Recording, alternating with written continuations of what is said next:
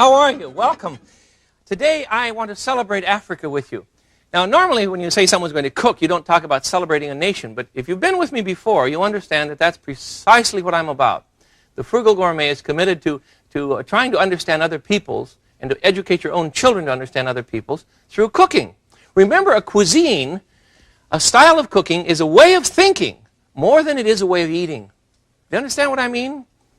We bring together certain food products and eat them not just because they happen to be available, but we do things with them because of the way we think about ourselves. And Africa has some marvelous cuisines that will help us make that very point. So we're going to start today with a stew from Biafra that will be served over a couscous. I'll give you the history of this dish in just a minute, but I want to get it started right now because we must brown one chopped up chuck steak. This is a stew that is made with beef, pork, chicken. You throw in all sorts of things. We're going to use a chuck steak and a chicken today. So let's get started with the chuck steak. And you see what I've done is simply remove the bones here. There we are. And I'm going to chop up the rest of the chuck. Get rid of the big chunk of fat. You certainly don't need that. But cube up the chuck. It's very inexpensive. And this is going to simmer in a marvelous stew for so long that we don't have to worry about it. Up into good cubes here for a Biafran couscous. You know Biafra doesn't even exist anymore? It exists only in the hearts of the Biafran people. Let me get some oil in the pan here. Pan's already hot. Remember the old rule. Put the oil in the pan first. In a hot pan, be sure the pan is hot first. Then you put in the oil. See, it's smoking a little bit. So in goes the meat.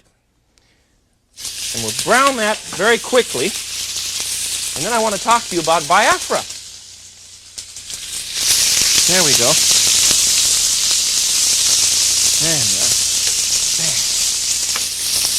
It's really absurd, I suppose, to talk about African cooking. It's as silly as talking about American cooking or Chinese cooking because we don't know what you're talking about. Africa, as a continent, is filled with so many nations that vary so drastically in terms of their approach to reality and to food that it's impossible to talk about African cooking without talking about 50-some nations, I suppose, 50 different styles of cuisine. So we're going to just mention some tribes or nations or communities or styles and try and get by with each one because they all have a different cuisine. The people of Biafra, for instance, are really down to nothing. They were wiped out in some massive wars, you remember. And this dish, this Biafran stew that I'm making for you today, the recipe was given me by a fellow by the name of George Obiozer. And George had 217 cousins in Biafra, and he corresponded with 70 of them. He was a good friend of mine when I was a chaplain in my old days at the university. And George brought with his interest in food a whole approach to life that I'm celebrating today. So here's to George Obiozer and to all of these people that were wiped out in those terrible, terrible wars. The people of Biafra. They were neat people. So the meat's just about brown. Let's get a pot ready. We want to cut up one chicken. And we'll throw one chicken in the pot, huh? Where are we going to put the pot? There we go. Remember that in this case, we can just cut this chicken up in a hurry. We don't have to do a lot of work on him. So we'll just whack him up here. There we go, one whole chicken. I always cut up my own chickens. It's much cheaper than buying them pre-cut. Besides, they do it with a bandsaw. You don't need that. All right, so you take the thigh now, and we'll separate the thigh from the leg. There we go. That just goes in the pot. You notice we're not browning the chicken. You've caught that already, haven't you? You could tell because I'm not going to brown it. That's all there is to it. We're not going to bother with that. I'm having trouble finding that joint. There it is. There he is. Okay. All righty. And the rest of the chicken we can whack up in a hurry. Thusly, just lay him on his side. Here's the breastbone, you see. Lay him on his side. And you can cut away the breast here. If you don't have a cleaver, why, I'll give you about 10 minutes to go out and buy one. Wait till I'm done today, and then you go out and get one. It's just marvelous fun. We don't have to worry. I'm going to cut off the tail, the little nip there. We don't need that. We're going to leave the bones in this bird. Just whack him up into serving pieces or eating pieces, you see, and throw them in the pot. That's all there is to it. You know why? You know why I'm doing this? Why is he cutting it up so small? Well, because this is all to be eaten with our fingers. In Africa, in most of those nations, you eat from a common pot. And therefore, everything is to be chopped up and ready for you. Just like in China, you see. You don't eat from a common pot in China, but you do in a way, don't you? Everything is shared. The point is you use chopsticks, and everything is to be cut up ahead of time. And certainly that's the case in the nation called Biafra, which is not anymore. Is it possible to have a nation that is not, and you still think about it? Sure, it's possible. There are many people here living in America who cannot go back to their homeland because the place is no longer called what they know it really is. You see, the name has been changed, and the different government and the whole business, but in their hearts they still know about their place. You know, that's typical of a lot of the Soviet nations now. The place supposedly, legally doesn't exist. And here in Chicago, it does exist. You can go down the street and find some of those nations in whole neighborhoods. It's a memory. It's a memory. And that's what food's about. We cook certain things to remember. And that's why I'm making a Biafran stew today, because I want to remember the people of Biafra. Okay, into the pot now I've placed the browned beef, 1 chicken. This is so simple, a recipe, that you can't believe it. You got it so far? 1 chicken, 1 big chuck steak. I want to throw in 1 yellow onion, just whacked up. This is going to cook for a long time, so don't worry about it. 1 yellow onion. Come here, onion. Here we go. Remember now, when I do an onion, I just take the whole peel off, you see. That way you don't have to stand here and weep and cry and lament and moan. You shouldn't do any of those things when you cook. You shouldn't have to bother. Save the peels for your soup stock. Someone asked me the other day how big my bucket is down here for soup stock. Well, that's none of your business. It's pretty good size. I make a lot of soup stock. And we'll whack up the onion for our Biafran stew for couscous. And it goes to the pot. And now we need 1 green pepper. Move him. And you're going to cut him in half. This way, lay them down, and we can peel the pepper, core it right away by simply grabbing the top and pulling out the core. There's nothing to it. It comes right out. You see? And we'll put our green pepper into the pot, chop it up very coarsely. Remember, these things are eaten with your fingers now, so you don't want to have this stuff all chopped up fine, you'll dribble all over the rug. That's no good. That'll do it. That'll do it. Into the pot it goes. All right. Now, in addition, we want to add 1 can. What size is this? Is this a 303? 28-ounce can of tomatoes, canned tomatoes. You don't see me use canned tomatoes much, do you? I'm going to kind of squish them up a bit here. Boy, be careful, because this will just go all over the kitchen. You hear it? Listen to these things. Crazy, aren't they? That's fine. Maybe you should let one of your kids do this, because you'll have a field day. And for our seasoning, for our Biafran couscous, we want to add a stiff shot of Tabasco. Now in Africa, the sauce would look a little bit different, and it's a little strange, but it's very close to the sort of flavor. Good Lord, look at him go. Well, this dish is to have some oomph to it. You know, in Africa, the weather means, in most of those nations, means that you use hot spices in order to preserve things, to save them, so that when you find a piece of meat that will be usable for your family, you have to cook it in such a way that it's going to last a couple of days. And the refrigeration was unknown in some of those earlier cultures, you see, traditional cultures. So, and they still cook the old ways. You still eat those things, even though you have a big refrigerator. You still spice it the same way because it helps you remember who you are. That's what a cuisine is for. Who am I? Let me tell you. And you start cooking, you see. All right, let's see. I think we have everything in but the salt and pepper. We do. All we need now is some salt and pepper, and we're set. Now we're going to simmer the browned chuck steak, chopped up whole chicken, 1 yellow onion, and 1 green pepper, 1 can, everything's 1, you see, 1 can of our tomatoes. We're going to simmer that for, probably an hour and a half until everything's tender. You don't need too much salt in this now. Be careful. Till everything is tender, and then this will be eaten by, well, let me show you how it looks. Let me put a lid on this. We'll put this on a burner, you see. And you want to see what happens when you find a room here. When this is cooked, Get ready. Here's Biafra. There we are. This is an absolutely marvelous dish. You see the beef is tender. The chicken just falls right off the bone. You see that? Isn't that gorgeous? You know, the first time I ever served this dish, I served it to a group of students when I was a chaplain at the university, and they gathered in my home every day for a course on food and theology. That's how I got into this thing. Some of you have asked, so I might as well tell you the truth. A bunch of students took me from my office at the university, and we began to discuss the meaning of the politics of starvation, the meaning of food and theology, the history of the table, and out of that came a course that I taught every year at the university for a long time. And the first time that we had a discussion of Biafra, or of any nation in Africa, I served this dish. And the kids absolutely loved it. It was a marvelous thing. And every time I cook it now, I think of all of that bunch. That was 15, 20 years ago. And, you know, I miss them very much. The second thing you want to make for this dish, let me get it off the stove and show you. And you don't need the recipe for this, so I'll give it to you. It's very simple. I'm using farina instead of a normal what do you call it? A normal couscous, which is simply a grain. This is a wheat ground up. You see, it's called, in the market, it's called cream of wheat or regular farina. And to this, I've added some Bulgar wheat. And you see, Bulgar wheat is that little grain that is wheat that is cracked and then soaked and then dried out in the sun, so it's kind of partially cooked. And I mixed some of that in with my farina and then cooked it long enough so it's nice and thick. Recipes are right on the package, and you just add Bulgar wheat to yours. But then add a little extra farina so that it's good and thick and pasty, because we're going to eat this along with our Biafran stew as a couscous, which means, you see that we're going to use our fingers, and it's got to be gooey and thick. Isn't this gorgeous? Now, the stew goes along the side here. Let me show you how this looks. Get another.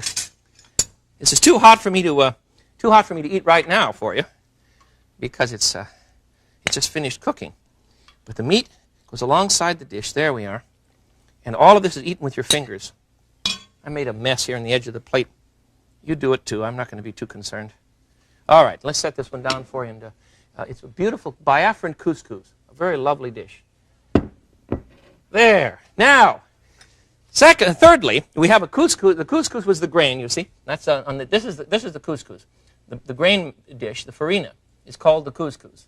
And then the stew goes with the couscous. And you eat them together with your fingers. And you dip it. I'll show you later when I won't burn myself to death. Let me give you another dish. So we have 1, 2 already today on our tirade on Africa. Let me give you a dish now from Kenya. And in Kenya, they're very fond of coconut milk. You remember now, this nation is so... shouldn't call it a nation, should I? Someone's going to call up and be angry with me.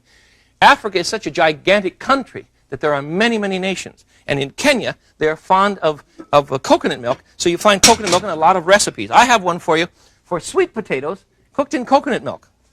Look at this. It's absolutely terribly unusual. I'll show you how it's done right now. First of all, we need, what is that? Three or four sweet potatoes, you see. Not very many, but enough to get us going. We want 1 can of coconut milk. This is about a 2-cup can.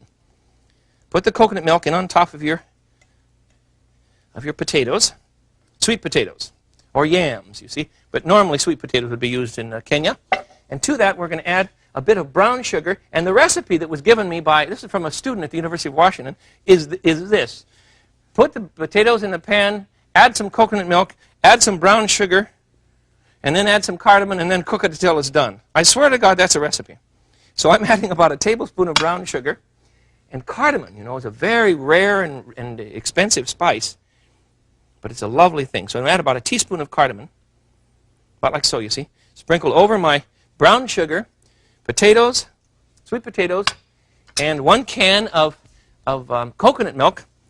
And we're going to let that simmer until it absorbs the moisture. And if you let this go long enough, the sugar in the coconut milk will caramelize. You see the difference in color? Let me serve that for you. I'll get this one on the stove. It's very, very good. It's the kind of thing that'll drive your kids up the wall because it's so very rich. Oh, I don't see the right lid. We'll use this one. So very rich. Okay. Here's a third dish from Africa, in this case from the nation of Kenya, to go with our Biafran couscous. If you are from Africa or have people from Africa and you're wondering why I'm mixing up so many cuisines, it's because I'm trying to make a point about cultures. That's why about the many cultures of Africa. All right, what's the third one? Oh, I must tell you about the first time I ever learned about meat dishes in Africa. I ran into a woman one day in a supermarket in Washington, D.C. It's called the International Safeway. If you've not been there, you must go. Must take your children. It's the most marvelous place for education. Here's an enormous freezer, and in this freezer you find a frozen rhinoceros, frozen elephant meat, all sorts of things from Africa and every other nation in the world, because Washington, D.C., you see, has so many embassies. And I'm looking at all these strange meats, and I think, who would ever eat such a thing? When behind me came, here she came. This woman approached me with her shopping cart. She was about 6 feet tall, absolutely gorgeous woman in traditional garb, long, beautiful pattern on this colorful dress, and a great turban that went around. You know how they do this marvelous twist? She approached this case and simply held court in front of these frozen meats, picked out exactly what she wanted, put it into the thing, and wandered off. I almost bowed to her. Absolutely gorgeous woman of great grace, and she was cooking some unusual. I wanted to go over for dinner, but I didn't make it. She didn't even turn around and invite me. Let me give you another dish from Kenya, and it's a curried fish dish. Very simple, and they make their curry from scratch. I have in a baking pan 2 pounds of white fish, nothing to it, and then we're going to prepare in an osterizer a good curry sauce, and it's very simple to do. We're going to put in our osterizer here one of these little small cans of tomato paste, and then we're going to add a half of a cup. Oops, make a mess here for us, huh? Tomato paste is amazing stuff, isn't it? If you spill one little dab, it goes all over the house. The rug, the kids, the carpet, the cat, everything. I want a half a cup of white wine vinegar. There we go. And then to that, we want to add, this is a very complicated mess, so you listen closely now.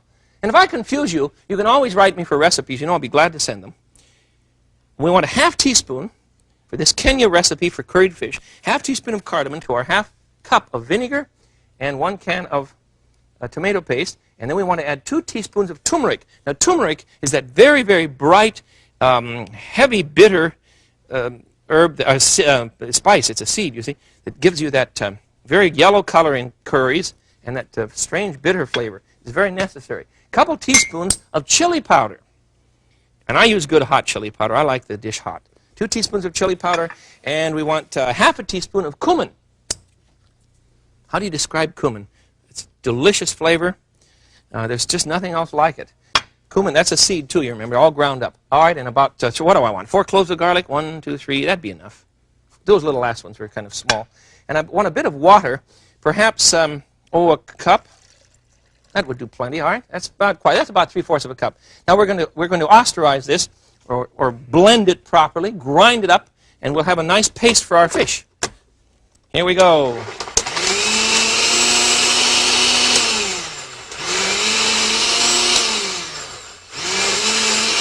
There we are.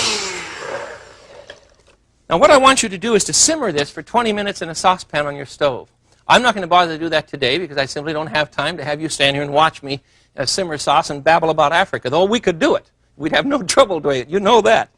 But I'm going to pretend now that we've finished preparing our curry sauce and we've simmered it for 20 minutes lightly. Be careful. Put a lid on this because it'll bloop all over the kitchen. You know what a bloop is? You know, every time it goes bloop, it lands all over the place. Be careful. Put a lid on it. Simmer it very carefully or it'll burn on you. And we're going to put some onions, sauteed onions, on the top of our fish. What is that? Oh, about 3 onions, huh?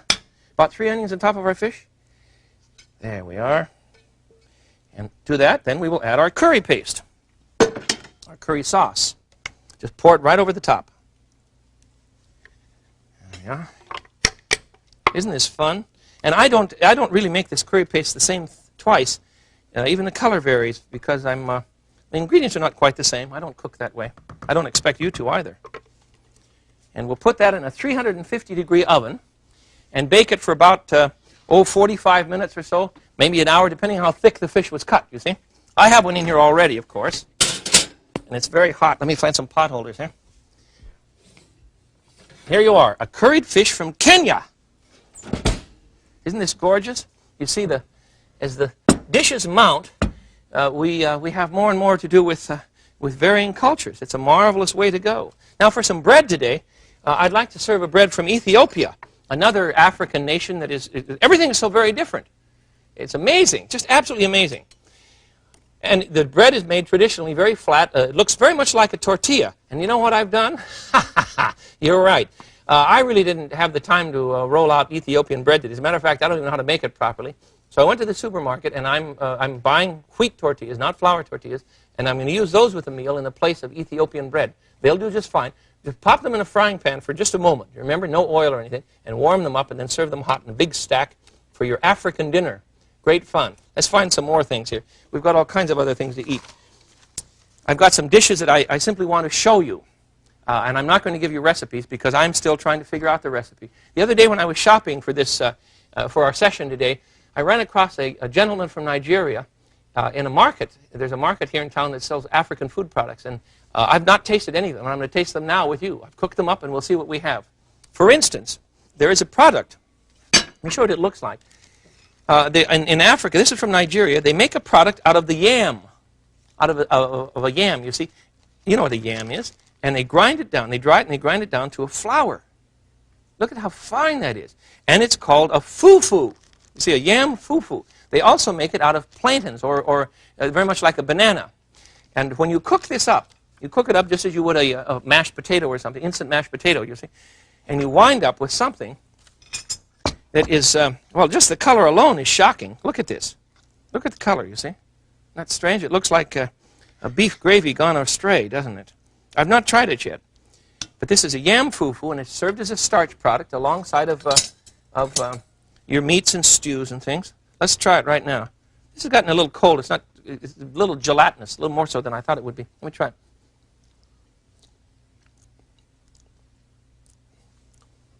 It's incredibly gelatinous. It's almost like, I can't describe this. It's almost like eating an applet or a cotlet. Have you ever eaten those? It's an old Turkish gelatin candy. The flavor is different. I think it's like a Greek olive. You have to get used to it. But it's not bad. So there's a yam fufu from Nigeria. Then we have from Nigeria a stew that I have made very much like the Biafran couscous. But this one was made with pork. You can see the big chunks of pork in here. Fresh tomatoes. I just threw them in. Pork, fresh tomatoes, and dried shrimp. And the dried shrimp comes in a well, you can buy this in Chinese markets or you can buy it in African markets. And the shrimp looks very small. They're very salty, and they're very sharp in flavor. You have to be careful.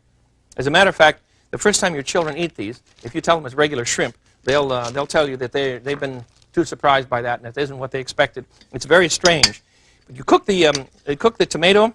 I threw in a little white wine too, though. You'd probably just use a nice broth in Nigeria. Cook the tomato, the pork, and the shrimp together, and then you add something called egusi. And I don't know how to describe this to you, except that it's ground melon seeds. It's a melon seed product that is ground up, and it's used for a thickener. You see, and it's very rich. It's very oily and very rich, and it's used as a thickener in the stew. I'm just going to throw this right in here. Just add a little more. And we cook this down for a while. It's a very good dish. I enjoy this. But it does have a strange, strange flavor because of the combination of tomato and the pork and the shrimp all together, and then the richness, the oiliness of these beautiful seeds. There it is. Doesn't look very colorful. I really should put a leaf of some sort on parsley or celery or something alongside of this, shouldn't I, huh? Let's see where I can put this one now for our African feast here. It's getting rather involved. What other one? Oh, and I also have a dish from Ghana. And this is something called a golden egg.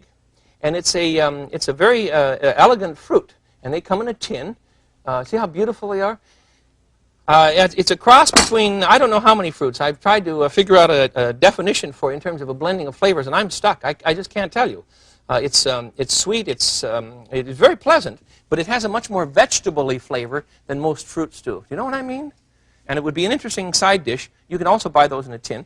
Another thing that you will find in an African market, I don't expect you to go out and buy all these things. The dishes I wanted you to cook today are the Biafran couscous, the farina, the sweet potatoes with coconut milk. And coconut milk you can find in most supermarkets or in most Oriental groceries. And certainly any fancy deli would have coconut milk. And you're all set to do the first recipes that I gave you today. These last ones are what I call creative cultural addenda. And here's one more. This is a red palm oil. It isn't hot. It isn't hot at all, but it's very, very heavy. And it comes from the palm tree, and they use it as a cooking oil. I'm going to try this. They use it as a cooking oil in a lot of African nations. It has a rather strange taste for me. It's very heavy flavor. It isn't light like a peanut oil or even as an olive oil. And you get used to that flavor. You see, certain flavors become terribly important to our history because when we taste that, we remember something good. That's one of the reasons why we come to table and why we cook so diligently for one another. And in Africa, a lot of these dishes, as a matter of fact, most of the dishes, in the more traditional tribes, a lot of tribes that have simply refused to become modern because they know it isn't worth it. They know that when you become as complex and as messed up as some of our Western cultures, they know that they're going to lose a lot of terribly important values. So they prefer the traditional ways. And one of those traditional ways is to eat from a common pot. And when you eat from a common pot, you remember who you are because you're a member of the tribe, you're a member of the family, you belong with everyone else. That's what the common pot means. It's not an individual TV tray. That's privitude. I think that's perversion. So from a common pot today, we can eat candied yams in coconut milk from, good Lord, where are they from? Nigeria. No, they're from Kenya. We can eat pork and shrimp from Nigeria, couscous from Biafra, a baked curried fish. Isn't that gorgeous? A baked curried fish dish from Nigeria. Ghana gives us golden eggs, yam fufu, Ethiopian bread, and we can have a field day as we celebrate African history in our own kitchen with your own children. And it's eaten thusly. I'm glad we could be together. This is the Frugal Gourmet. Until I see you again, I bid you peace. Bye-bye.